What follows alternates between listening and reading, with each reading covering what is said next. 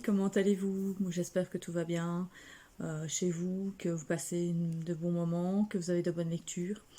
Moi, ça va, à part que j'ai un rythme d'escargot pour le moment. Euh, Ça va, mais j'ai vraiment pas le temps de lire, c'est ça qui est un peu pénible pour le moment. Donc, j'ai décidé de faire quand même une pile pour le mois de la fantaisie. Donc, je vais vous montrer ça. Donc, c'est le mois que Steph de Piketty a fait, donc qu'elle a préparé. Donc voilà, je vais vous montrer. J'ai, on va dire, au moins un livre par item. Hein. Maintenant, je n'irai sûrement pas tout parce que je vous dis, j'ai vraiment un rythme de tortue pour le moment. Je sais pas pourquoi. Enfin, mon avis, c'est le boulot et tout. Enfin bref. Donc voilà. Donc je vais lire hein, parce que forcément c'est écrit. Hein. Elle a fait une petite histoire, donc je vais suivre la petite histoire. Donc bien au chaud dans notre monde, nous avons appris. Donc il fallait trouver un livre qui parlait de l'école, d'apprentissage et tout. Et donc j'ai pris le dernier tome connu de l'Atelier des sorciers, le tome 7, donc de Kamome Shirahama, aux éditions Pikia. Donc ça parle d'une jeune fille qui a fait un sort interdit et donc a pétrifié sa maman. Et pour essayer de, de, de la remettre en état, je vais dire ça comme ça, elle est envoyée au fait dans une école de sorcellerie qui est un peu particulier parce que c'est pas comme chez Harry ou quoi. Ici, c'est un maître avec quelques disciples et puis c'est tout. Et donc, elle va être envoyée chez lui, mais je ne sais plus son nom. J'ai oublié. Oh là là. Je ne sais plus comment il s'appelle. J'ai vraiment oublié. Enfin bref. Et donc, la petite Coco donc, va suivre des épreuves et tout pour accéder à la magie et tout, parce que la magie, au fait, ne peut pas être donnée à n'importe qui. Il n'y a que les magiciens réellement qui peuvent l'utiliser, enfin bref. Et ici, la magie, ça se présente par des dessins. Donc, c'est super mignon et tout. Enfin, moi, j'aime vraiment bien. Donc, ici, je suis au tome 7. C'est assez intriguant parce qu'il y a eu plein de rebondissements et tout. Et je peux pas trop vous en parler, forcément, de ce qui s'est passé avant, parce que sinon, ça va pas... je vais vous spoiler quoi. Mais bon, enfin bref, franchement, si vous avez un manga à lire sur la magie et tout, franchement foncez. Les dessins sont super beaux. C'est un... Déjà quand on voit cette couve, voilà, franchement ça c'est... Regardez-moi cette couve quand même. Enfin bref, c'est trop quoi. Alors ce qui est bien c'est qu'en même temps, elle va aussi pour donc l'apprentissage, mais aussi pour d'autres items. Donc tous mes bouquins en fait ou mes romans BD, ils font rarement un item, hein. Ils font souvent plusieurs, hein, parce que sinon je m'en sortirais pas. Donc j'ai pris celui-là. Donc le deuxième item, donc dans la première catégorie, c'est nous avons rencontré des gens exceptionnels, donc qui parlent de magie, de sorcellerie. Donc voilà, j'ai pris Les étranges sœurs, donc de la série Les Vilains, de Serena Valentino aux éditions Hachette-Héros. Ça parle donc de magie parce que voilà, c'est les vilains, c'est les étranges sœurs. Les étranges sœurs, elles font de la magie, sont des sorcières, donc voilà. Je suis une fan de cette saga. Franchement, les vilains, c'est génial. Ici, je suis contente parce que je suis à ce niveau-là. Je ne sais pas plus c'est quel tome en fait. Ah, c'est le tome 6 donc de la série. Il faut d'ailleurs impérativement lire les tomes à la suite des autres. Parce que si vous les lisez en pic-ploc, ça ne va pas, vous ne comprendrez pas l'histoire parce qu'il y a des protagonistes qui se mélangent et tout. Donc il faut vraiment lire depuis le début. Ça c'est vraiment inconditionnel quoi. C'est pas comme les Twist and Tale qu'on peut les lire séparément sans problème. Donc ici voilà. Alors ici on va parler de la méchante reine, donc ça passe donc on a parlé de la méchante reine, on est allé vers la bête, puis on est passé par Ursula, on a été voir Maléfique et Gothel, et donc maintenant ici c'est les étranges sœurs, par contre, qui ont en fait mis leur pouvoir, ont vraiment placé leur pouvoir autour de tout le monde. Et donc, du coup, on va essayer de les arrêter parce qu'elles sont vraiment démoniaques, en fait. Donc, voilà. Mais bon, je n'ai pas vraiment lu la 4e de couvre parce que voilà, je veux pas savoir tout ce qui va se passer. Bon, enfin bref, moi j'ai vraiment adoré celui avec. En fait, je les ai tous aimés, sauf celui avec la mère Gothel, donc avec les réponses, parce que bah, je sais pas. Déjà, j'ai pas spécialement accroché à la réponse, donc voilà. Mais franchement, les autres, j'ai vraiment adoré. Donc ici, bah, ça sera pour donc la magie, les sorciers et tout. Donc voilà. Le tome 3, le 3e item, c'est nous avons découvert que nous avions une destinée, un destin. Donc c'est un élu, une quête. Non, je me suis trompée au fait.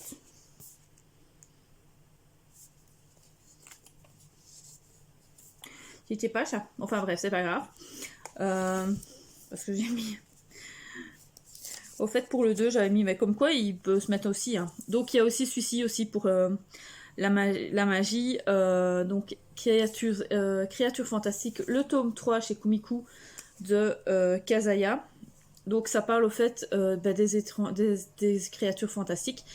Et cette petite fille, je ne sais plus comment elle s'appelle, Ziska. Ziska, donc elle va apprendre avec Jean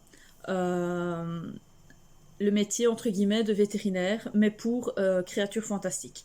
Donc du coup, en faisant cet apprentissage, eh bien, elle va sauver ces créatures et donc sauver la magie. Donc si on ne croit plus en la magie, eh bien, ces créatures disparaissent. Et ici, c'est tout mignon parce que franchement, on a des petites scénettes dedans, donc c'est à chaque fois c'est pas une suite réellement, c'est des petites scénettes, et c'est super mignon. Et franchement, j'adore regarder cette couve, elle est trop bien. Les dessins sont vraiment super mignons. Moi, j'essaye de voir parce que là, c'est pas. Voilà. Donc, franchement, moi, j'aime vraiment bien. Quand on voit, c'est ça. J'aime vraiment, vraiment bien. C'est trop mignon. Je vous conseille aussi cette série. Elle a. Non, c'est pas le tome 3, c'est le tome 4 au fait. Pourquoi j'ai dit tome 3? Non, c'est le tome. En plus, c'est marqué 4. Franchement, c'est génial. Je vous conseille. Voilà. Donc voilà. Ensuite, je sais pas, j'ai oublié un truc. Je sais pas ce que j'ai fait. Donc nous avons découvert une quête. Hein, je sais plus où j'ai mis celui que j'avais mis. Je sais pas, c'était lequel que j'ai. Ah, ben c'était pour celui-là en fait. Voilà. Donc nous avons décidé que nous avions une quête, une destinée. Ben, j'ai pris le premier tome donc de Télémaque à la recherche d'Ulysse. Bah ça se dit, hein, ça parle bien, ça parle d'Ulysse. Télémaque, Ulysse, donc Télémaque qui part à la recherche de son père. Donc ici c'est en bande dessinée. C'est une revisite de Kit Toussaint et de Kenny Ruiz aux éditions Dupuis. Donc c'est la version de 48 heures BD, mais c'est la même, voilà. Donc ici, on va donc retrouver le thème d'Ulysse, le héros mythique et le roi d'Ithaque. Donc on va voir ce que ça va donner parce que j'ai lu un peu dans la série BD, dans le journal Spirou, mais j'ai pas tout suivi. J'avais un peu du mal à rentrer dans le truc parce que c'est une BD un peu particulière. C'est-à-dire que quand on regarde la première, ça c'est la 2e page, ben, les dessins sont un peu... vous voyez, ils sont bien, mais c'est les bulles qui sont difficiles à suivre en fait. Donc de temps en temps, c'est un peu... Mais sinon, les dessins, je trouve qu'ils sont hyper colorés. C'est hyper chouette à lire, franchement, voilà quoi. Donc je vais lire un peu, et je verrai bien ce que ça va donner. Donc on va partir à la recherche d'Ulysse, quoi, voilà. Ensuite... nous avons traversé la forêt et commençons le périple. Donc on part en voyage. Et bah pour terminer le voyage, parce que voilà, je vais lire le dernier tome de Autre Monde Jeunesse, donc de Maxime Chatham, donc en livre de poche. Qu'est-ce que je peux dire sur cette série, cette saga? C'est une saga hein, en je sais plus combien de tomes. 1, 2, 3, 4, 5... en 7 tomes. Donc c'est le dernier. Ça parle au fait de Matt, Tobias et Ambre qui un jour donc se rencontrent parce qu'il y a une fin du monde en fait. Donc tous les parents ont disparu, tous les adultes ont disparu, il n'y a plus que quelques enfants. Une grande tempête est arrivée et elle a tout dévasté sur son passage. Et au fil du temps, en fait, Matt et Tobias donc, se connaissaient déjà d'avant. Ils vont partir à la recherche d'autres enfants et vont rencontrer Ambre et de là va se passer plein de choses durant tout ce périple. Ils vont découvrir plein de trucs par rapport au reste des hommes qui restent, parce qu'il y a quand même des adultes qui sont quand même là. Ils sont en 2 parties, donc il y a les... je ne sais plus comment on les appelle. Je sais qu'il y en a qui sont un peu style zombie, et puis il y a les pervers, enfin pas les pervers, mais les cyniques. Ah oui, voilà, ils appelaient les cyniques, et les cyniques, au fait, ce sont des gens qui sont méchants, en fait. Et ce sont souvent que des hommes. Il n'y a pas vraiment de femmes, donc c'est un peu particulier, le monde est vraiment très bizarre, et c'est vraiment scindé en 2, et donc les cyniques, au fait, ils veulent tuer tous les enfants. Bref. On ne sait pas pourquoi, mais bon, voilà. Et donc, ils partent à la recherche du cœur de la Terre. Enfin, bref, c'est un peu bizarre. J'aime vraiment bien cette saga. Ça fait un petit temps que je l'ai commencé, ça fait vraiment des années. Et il est temps que je la finisse, quoi. Maintenant, le problème, c'est qu'il fait quand même 700 pages, quoi. Et c'est écrit tout petit. Donc, je sais pas si j'aurai le temps de tout lire, vraiment, ce mois-ci. À mon avis, il va me falloir un mois déjà pour lire celui-là, quoi. Non, j'ai vraiment... Enfin, voilà, quoi. Ça va être dur, ça va être très, très, très, très, très, très, très, très, très dur. Ensuite, on part à la rencontre d'autres peuples, dont les petits peuples. En étant une petite belge, je veux dire, je vais changer un peu. Je fais pas de fantasy, mais c'est de la fantasy quand même, c'est les Schtroumpfs. J'avais envie de lire les Schtroumpfs. Quoi? C'est des petits peuples, ils sont mis tout petits, ils sont bleus en plus. Donc c'est vraiment des petits êtres. Donc c'est quand même du fantastique, hein, vu qu'ils n'existent pas.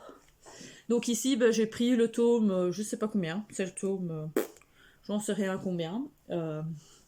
Les Schtroumpfs joueurs, je sais pas, j'ai pris celui-là, comme j'aurais pu prendre un autre tome. Donc voilà, j'en ai d'autres à la maison, hein, donc ça se peut, j'en lirai d'autres. Donc c'est de Peyo. C'est encore une histoire de Peyo, d'ailleurs. Donc, aux éditions Lombard. Je sais pas de quoi ça parle. Si ce n'est que ça parle de joueur. C'est les Schtroumpfs, quoi. Il y aura sûrement Gargamel et Azrael. Il y a de fortes chances. Je suppose. Enfin, je suppose qu'on connaît tous les Schtroumpfs. Hein. Enfin, ceux qui connaissent pas les Schtroumpfs. Voilà. Vous connaissez peut-être pas, mais non. Enfin, je sais pas. Les petits hommes bleus.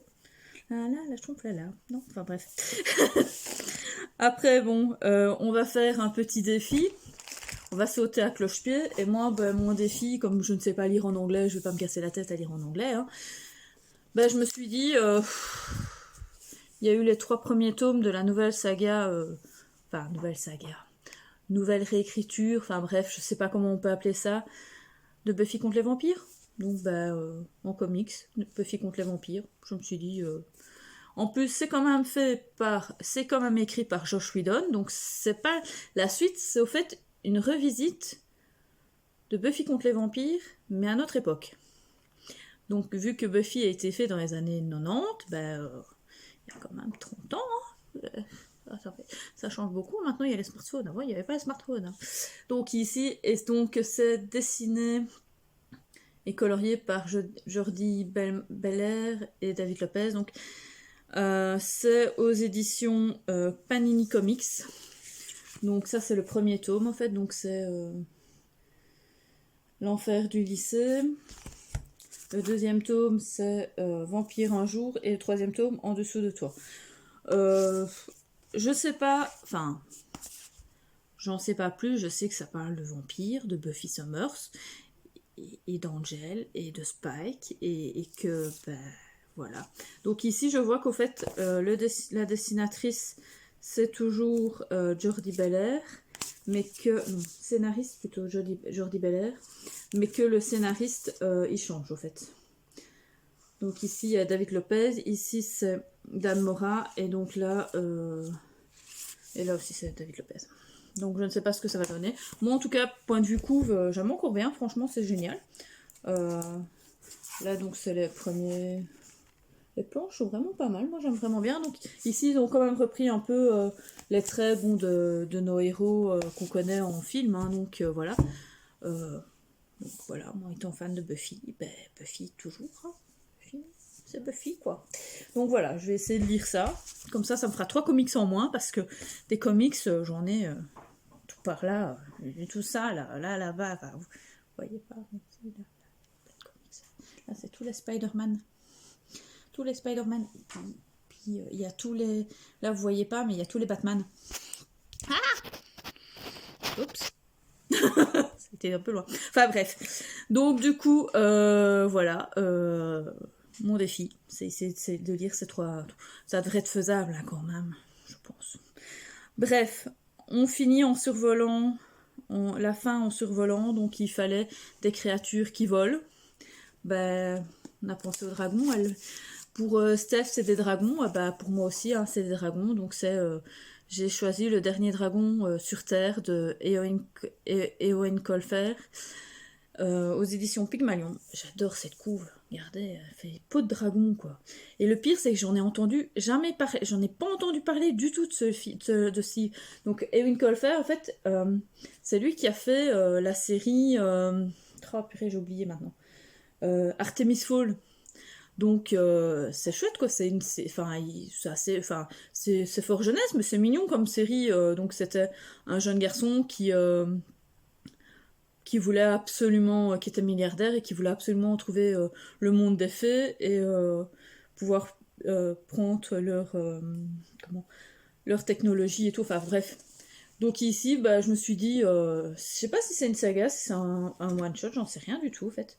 Je sais même pas. Je ne saurais même pas dire. Donc ici, ça va parler au fait donc d'un seigneur du haut-feu qui est connu sous le Wyvern et qui au fait mate Netflix toute la journée et un t-shirt Flashdance, c'est ce qui est marqué, ça me fait marrer ça, et qui boit de la vodka toute la journée. Et donc au fait, Wyvern, au fait, c'est un dragon.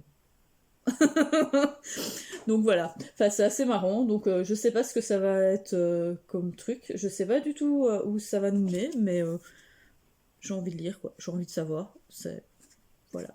Bon, c'est du jeunesse à crever, hein, j'en suis certaine, mais c'est pas grave, ça peut être bien marrant quand même, on sait jamais, franchement, allez, un dragon qui boit de la vodka, ça peut être cool quand même. Enfin bref, je n'en ai jamais entendu parler, hein, donc je sais pas du tout. Pourtant il est sorti il y a pas si longtemps. Enfin si, il est sorti comme l'année dernière, je pense. Ouais, il est sorti l'année dernière. Je me souviens l'avoir acheté l'année dernière. Je sais pas, c'est en 2020, mais c'est avant la pandémie en fait. Je me souviens l'avoir acheté juste avant la pandémie. Donc ça fait 1 an quoi. Ouais déjà.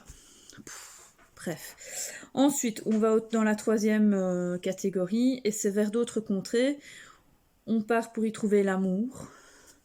Donc il faut une petite romance dans l'histoire.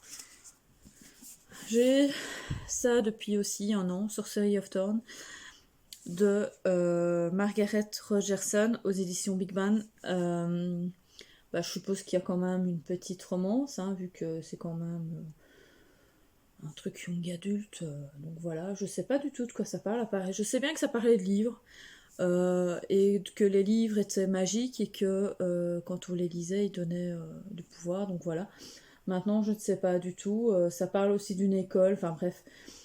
Franchement, je sais que les avis étaient super bons. Donc, voilà. On verra bien ce que ça va donner. Je verrai bien si j'arrive à le lire, hein, parce qu'il fait aussi... c'est quand même une bricasse, hein. Il fait quand même 567 pages, quoi. Plus l'autre, même le dernier dragon, il fait quand même 400 pages, quoi. Donc, ça fait Enfin bref. Pour y trouver un apprenti, donc il faut lire une littérature jeunesse. Bon, on va dire que j'ai de la littérature jeunesse avec cela, mais je me suis dit, je vais prendre une autre bricasse. Forcément. Un joyeux non-anniversaire, forcément. Enfin, je sais pas, Alice Chess. Ah, c'est Chess. Bah, je pouvais pas passer à côté du Twist and Tales d'Alice, quoi. Non, je pouvais pas du tout. C'est Alice, quoi. Donc ici, on va parler donc de Alice qui, elle, a 18 ans et qui se balade dans son parc avec son appareil photo et tout. Et puis, elle va pas aller suivre le petit lapin blanc tout de suite. Donc on va avoir une autre... il y aura toujours le règne du cœur qui va régner plus longtemps, donc on va voir ce que ça va donner. Si elle va réussir à sauver... et si Alice était très très en retard pour sauver le pays des merveilles, on va voir si elle va réussir quand même à le sauver. Mais la fameuse bricasse aussi, elle fait quasiment 500 pages. 470 pages qu'elle fait. Je pense que je vais avoir du mal quand même à lire tout ça. Si j'en lis 2, c'est bien. Hein. Parce qu'avec mon rythme de lecture de ce moment, franchement, non, ça va pas le faire. Enfin bref. Voilà, enfin c'est Alice quoi, donc quand il est sorti, j'ai sauté dessus. C'est le seul des Twist and Tales que je voulais absolument avoir, c'était celui-là. Quand j'ai vu qu'il était sorti, il me faut. Donc voilà. Ensuite, il faut se laisser porter, donc c'est une lecture commune, je ne la ferai pas parce que c'était Elantris et je ne sais plus quoi. Donc du coup, voilà, il fallait choisir un livre, fallait se faire choisir un livre, je ne sais plus. Enfin bref, moi j'en ai pas pris. Je vois qu'il n'y en a pas là. Ça me semble bizarre, il me semblait que j'en avais pris. Enfin bref. Et alors, le dernier item, c'était découvrir une nouvelle ville, donc lire un urban fantasy. Comme j'ai ma lecture commune avec Céline Lecture de Rebecca Keane à la fin du mois, au moins celui-là il sera lu. Donc je vais prendre le 5e tome. Donc, qui est L'armée des âmes de Cassandra O'Donnell aux éditions J'ai lu. Rebecca Keane, ça se lit super bien, c'est super chouette, c'est une écriture super fluide, franchement. Donc ici, je suis déjà, donc on finit d'ailleurs le tome 4 aujourd'hui, oui, parce qu'en fait on est le 30. Hein. Donc je finis aujourd'hui le tome 4. Et donc voilà, ça parle donc de Rebecca Keane, qui est au fait une sorcière, qui a une fille qui est mi-sorcière, mi-vampire, enfin bref. Et alors il y a plein de loups-garous, des muteurs, des chamans, des démons, donc voilà. Et elle va devenir la Saïm de l'état de... Je sais plus quel... C'est comment l'état là-bas? Du Nevada? Ouais, je crois que c'est ça. Non, c'est pas du Nevada. Merde, je sais plus. Je suis en train de le lire en plus. Ça, c'est fort quand même. C'est très fort. Je suis en train de le lire et je sais pas plus de quel état américain elle fait partie. Enfin bref. Et donc du coup, elle est en fait c'est le tueur à gages au fait tous les clans. Donc que ça soit vampire, muteur, métamorphe, loup-garou, enfin bref, tous les bazars. Et chaque tome a une enquête est portée sur un des groupes. Et ici, ce sera, à mon avis, ici parle des vicaris. Donc les vicaris, c'est elle, c'est une sorcière vicaris. On va revoir un peu ce que ça va donner. À mon avis, sorcière des âmes, ce sera sûrement sur les chamans. Il y a des chances. L'armée des âmes, ça doit être les chamans. Donc on verra bien. Donc voilà. À part ça, voilà, j'ai terminé ma petite liste. J'espère que ça vous a plu. Si vous avez aimé tout, s'il y a une ou l'autre lecture qui vous intéresse et tout, que vous voulez la faire en lecture commune avec moi, il n'y a pas de souci. Vous pouvez me laisser un petit commentaire en dessous de cette vidéo. Ou sinon, je suis sur Instagram, donc on peut toujours me contacter via Instagram sous le même le même nom, donc c'est les lectures d'Ior V19. Oui, je sais, c'est un peu bizarre. Mais Ior, c'est bourriquet, il n'y a rien à faire. Hein. Donc en anglais, Ior, c'est bourriquet. Donc comme ça, vous savez. Et donc voilà. Sinon, à part ça, je n'ai rien d'autre à vous dire.